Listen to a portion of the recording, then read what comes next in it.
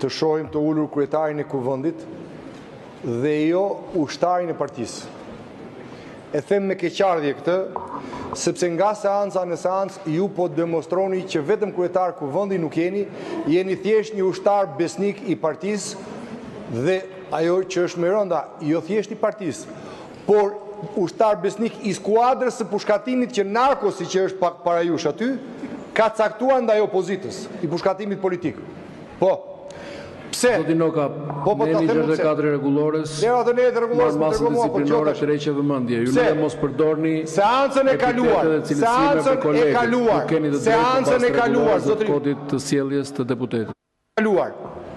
Ju përjashtuat kreun e opozitës për një deklarat që u mbajt jashtë kësaj salle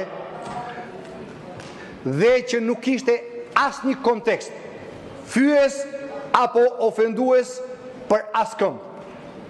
Ishte një deklarat e cila citonte mot a mo thënien e një ambasadori në një emision.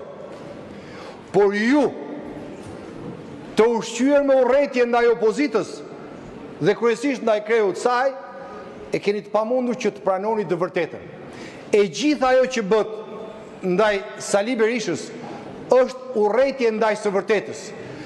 Dhe gjithashtu si që një mësuar të lëvizim e makinacione, e gjitha ishte një makinacion për të mbuluar zhurmën që po bëjnë në opinionin publik për të famshmin ligjin tuaj të barazis gjinore ku mashkullit, para dite i thoni mashkull dhe mazita do t'i thonë femër, ku familja shkatrohet dhe rënohet, ku transvestitit do konsiderohet njeriu dinjitoz i kësaj shoqërie, ku transseksuali do të favorizohet dhe ai që do të qëndrojë siç e ka bërë Zoti do të diskriminohet me ligjin tuaj, ku ju me atë ligj vendosët të shkatroni përfundimisht familjen shqiptare, pasi ish populluat, pasi i varfruat, pasi e inkriminuat të shoqëri, tani ju erdhi momenti të jepni goditjen e fundit shkatrimit të familjes me qëllim për të shkatroni këtë shoqëri.